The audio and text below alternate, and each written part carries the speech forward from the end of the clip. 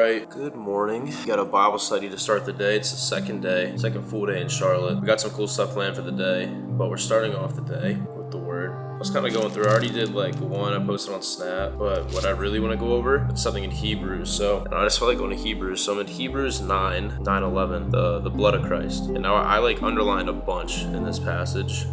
So it's kind of longer, but it's important because for me, when I was coming to Christ, I was like always confused as to why like there needed to be a sacrifice in the first place. I'm like, okay, how come like there had to be like a blood sacrifice? Like, how does blood cover my sins? Like, this just makes no sense. Like, why does God have to make that like the way to do it? So I feel like this explains it pretty well. But when Christ came as a high priest of the good things that are now already here, he went through the greater and more perfect tabernacle that is not made with human hands. That is to say, it is not part of this creation. He did not enter by means. Okay, hold on. Before I go into, I want to explain that the verses before this in Hebrews, I highly recommend reading Hebrews if that's a question you also have, because it will kind of go into this as to how the Jews in the Old Testament would come to God and how they would cleanse themselves and purify themselves, because God is so righteous and holy. A human who is full of sin and deceit and all these bad things can't come in his presence. I mean, even in the Old Testament, if you come in the presence of God, you literally like you'd be burned alive almost, because God's just so holy and righteous. So you had to kind of purify yourself to even get close to the presence of the Lord,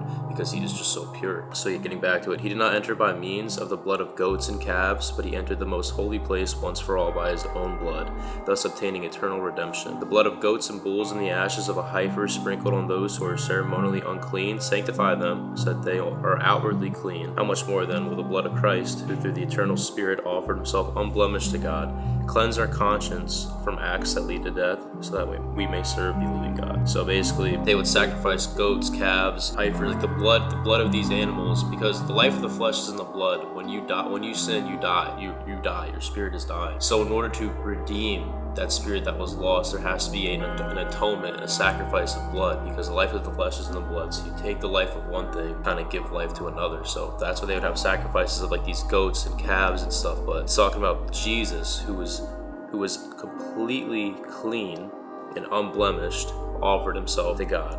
So his blood was worthy enough to cover all of sin. So then it goes here, for this reason Christ is the mediator of a new covenant, that those who are called may receive the promised eternal inheritance, now that he has died as a ransom to set them free from the sins committed under the first covenant. In the case of a will, it is necessary to prove the death of the one who made it, because a will is enforced only when somebody has died. It never takes effect while the one who made it is living. This is why even the first covenant was not put into effect without blood. Moses has proclaimed every command of the law to all the people. He took the blood of calves, together with waters, scarlet wool, and branches of hyssop, and sprinkled the scroll to all the people. He said, "This is the blood of the covenant, which God has commanded you to keep." In the same way, he sprinkled with the blood both the tabernacle and everything used in its ceremonies. In fact, the law requires, I underline this, that nearly everything be cleansed with blood. And without the shedding of blood, there is no forgiveness. Why does forgiveness require the shedding of blood? This is no arbitrary decree on the part of a bloodthirsty God, as some have suggested. No greater symbol of life exists than the blood. Blood keeps us alive.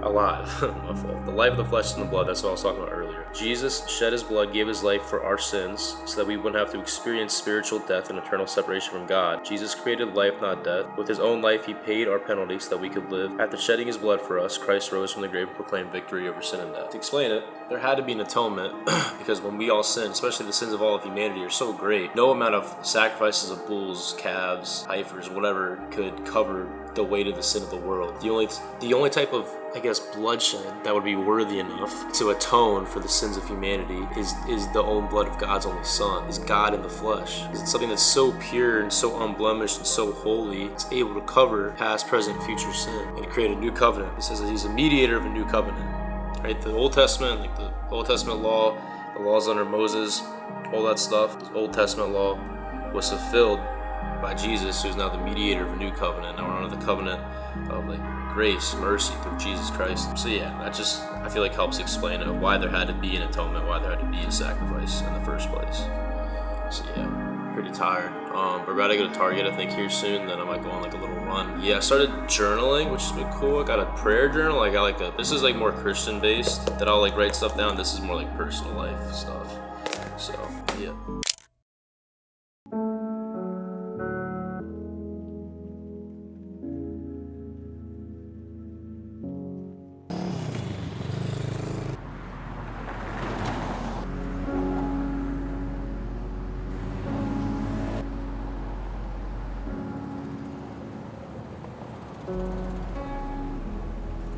All right, in the city. We're going to some like super cool looking cafe area. I gotta pee, just get a bite to eat. And then we're gonna meet up with Nate, Carlos later. Carlos is like plugged in with like the resale places around here and maybe go looking for some. I'm trying to find this gallery department hoodie that I really like, big fan of. So maybe try and cop that. And then we're gonna wait till nighttime to go to the gym because we wanna get some crazy dope like cinematic shots. We're gonna be hitting back tonight. Probably gonna deadlift as well. So I'm gonna hit like really cinematic like nighttime vibes. American cook up some like cool clips. So we're gonna go do that later. All right, we're in this cool cafe and you can like sit down on these stairs. It's actually a vibe. Freaking love Charlotte. There's so many cool like cafe coffee spots. I had a ham and cheese sandwich. You still got a Christmas tree up here, that's lit. So first meal of the day, might not be the best one. Oh no, I had egg bites earlier too, I forgot. Give this spot like a, coffee was good. I'll give it like a 9 out of 10. The vibes are immaculate. I like that they got little couches you can sit on these stairs.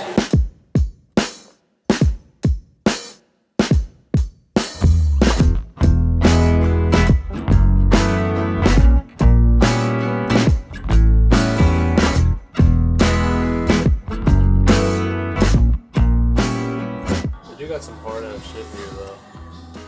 Budweiser's tough. Carhartt's tough. I thought, bro, the issue was I lose everything. I had like a fire ass like jacket, like vintage jacket I had. I don't know where it's at. Like I lose the nice clothes I wear. I don't know how. Good. What? That's cool, right? I like it. Right? Yeah, that's fire. It's just, bro, I freaking love thrifting, bro. Yo, Nate really got me put me on. I'm just in a better mood when I'm in Charlotte and I'm like doing shit here. I don't know.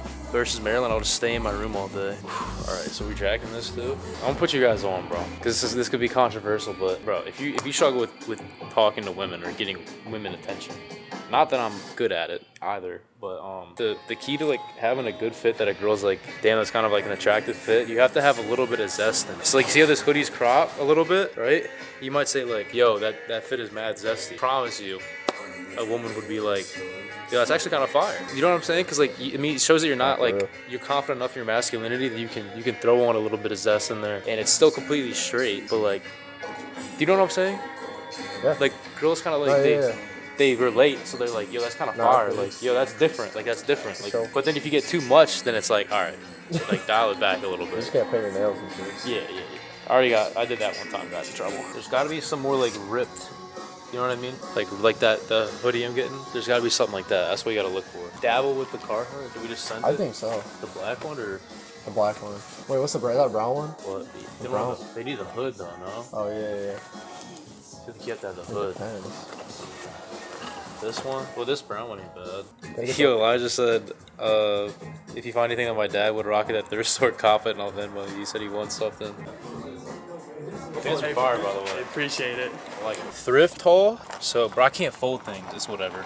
I'm not gonna be able to fold it back. So we got Steven Furtick the freaking King Kong shirt just because he's yoked.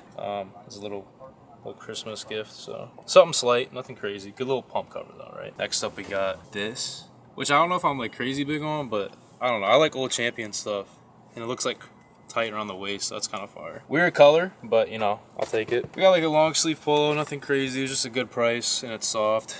I like wearing black. And we got, dang, this is fire. It's probably one of my favorite things from it. The color again, not fire, but I like how like ripped up and distressed this is. Fire.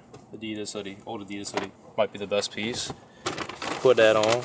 I got a Pitt long sleeve. I wanted a gray like crew neck. And this one's like mad distressed, so cool. And then we finished off with the jacket, dummy. Stop playing with it. Come on. That's it. Cool. I might have cooked with our recommendation. How about that one?